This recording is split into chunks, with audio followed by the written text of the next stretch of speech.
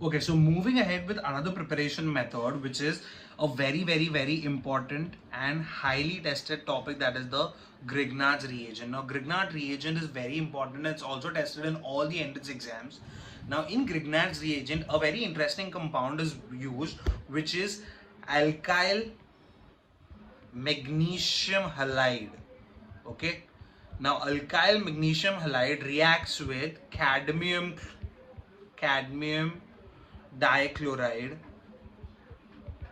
Okay, so these are very important reagents that you need to remember. So alkyl magnesium halide reacts with cadmium dichloride, and in this reaction dialkyl cadmium is produced. What is produced?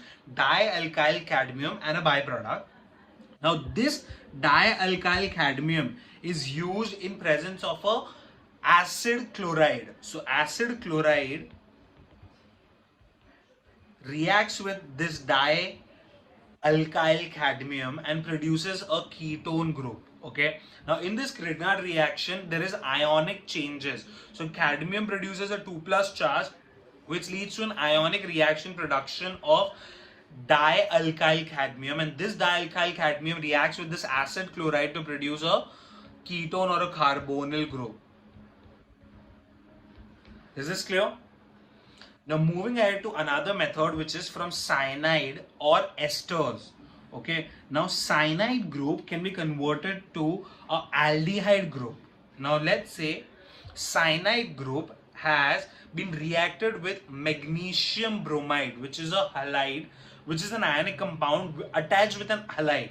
So when a cyanide group, which is HCN, reacts with an alkyl magnesium halide in presence of water, it leads to formation of a intermediate compound. Now this intermediate compound is highly unstable, and water, which is the second reagent, is added and leads to hydrolysis of the unstable double bond. So the unstable double bond leads to hydrolysis and formation of an aldehyde group. So when HCN, that is cyanide, reacts with alkyl magnesium halide and in presence of water, it leads to hydrolysis. The intermediate, which is highly unstable, leads to hydrolysis of that double bond, leading to production of a aldehyde group.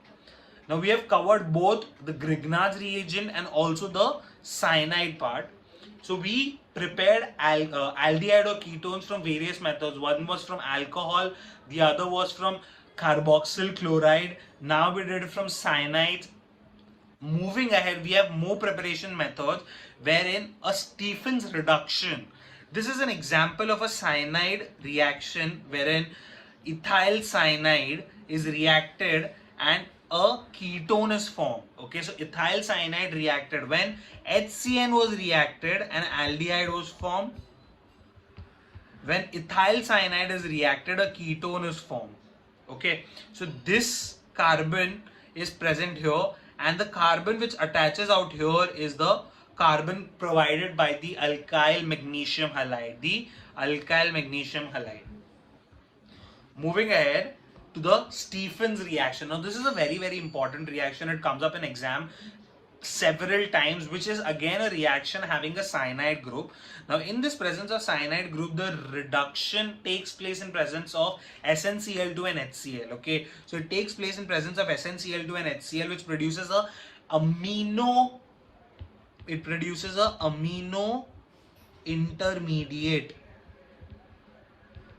Now this amino intermediate is unstable, producing an aldehyde and ammonia. So there is an aldehyde and a ammonia. Now this is basically Stephen's reaction. In Stephen's reaction, you need to remember cyanide, you need to remember SnCl2, and this SnCl2 is presence of an acidic medium. So this SnCl2 is being reacted in a acidic medium, and it's a reduction reaction. Now another reduction reaction takes place in an important compound called as Dibal-H. Okay, so in Dibal-H, it is also a very important reduction reaction associated with Stephen's reaction. Now Dibal-H is basically a compound named as diisobutyl So diisobutyl aluminium hydride. This is the full form of DiBAL-H.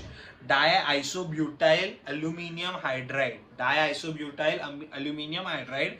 And this hydride group is responsible for the reduction reaction. So this hydride group of DiBAL-H leads to reduction reactions and production of aldehydes and ketones.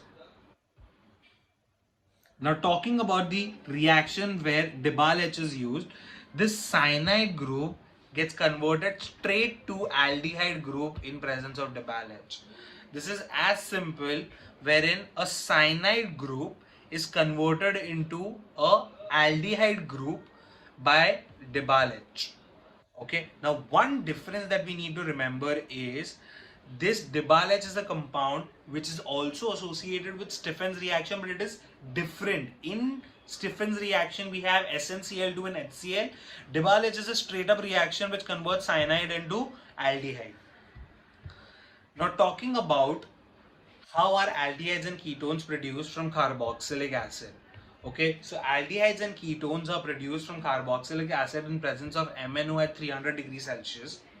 And in this, two molecules of same alcohol, okay, same acid, sorry. How are aldehydes and ketones produced from an acid?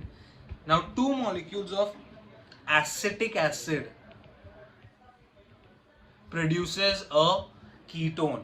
Okay, it produces a ketone which is methyl acetone.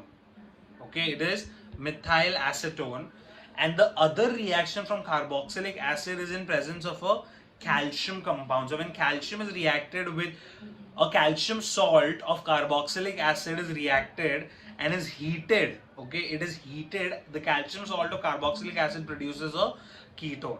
Is this clear? So from carboxylic acid, it can be in presence of MnO, which will produce a ketone, or the presence of calcium salt of carboxylic acid when heated will produce a ketone. Is this clear?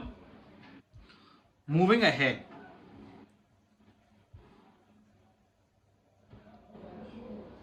Now the mechanism of action of the calcium salt of carboxylic acid is these compound, okay, gets clubbed together and form calcium. Yes, so these compound form calcium carbonate, and the other compound combines and forms two molecules of acetaldehyde. So when there is just a single molecule of calcium, a ketone is formed. When there are double molecules of calcium, an aldehyde is formed. Okay.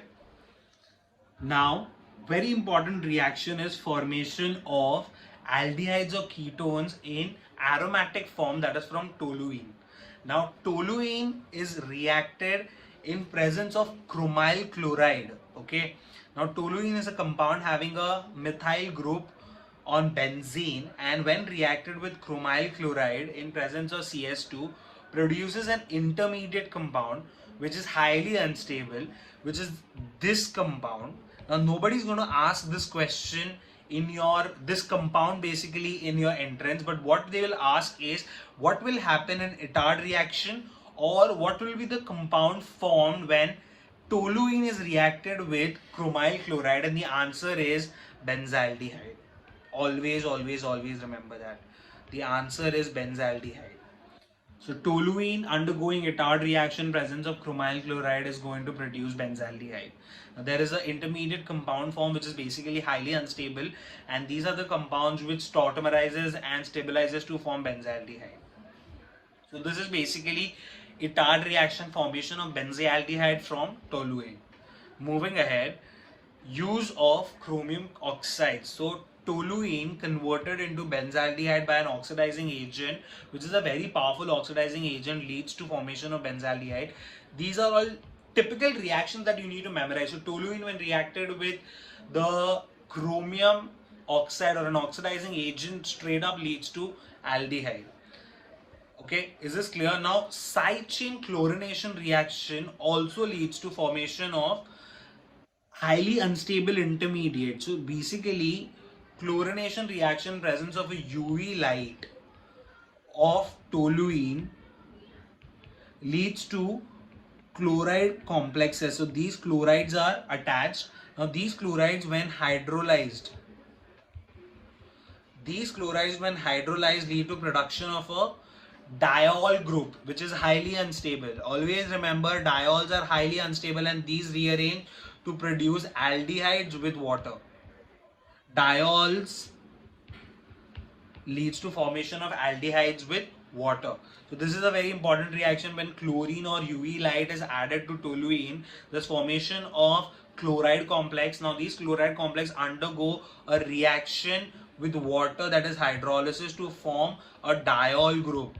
Now this diol group leads to stabilization and formation of benzaldehyde. Is this clear? I hope this is clear. Moving ahead, we have a very important reaction, that is a name reaction called as the Gattermann-Koch reaction. Now in Gattermann-Koch reaction, it is again a process of production of aldehydes, but it has a carbon monoxide group and an acid, which is an HCl, which reacts in presence of AlCl3, anhydrous AlCl3, a benzene, not toluene. Always remember, Gattermann-Koch is benzene. Now this benzene group reacts with carbon monoxide and acid, that is hydrochloric acid, in presence of anhydrous AlCl3 to produce benzaldehyde. So benzene to benzaldehyde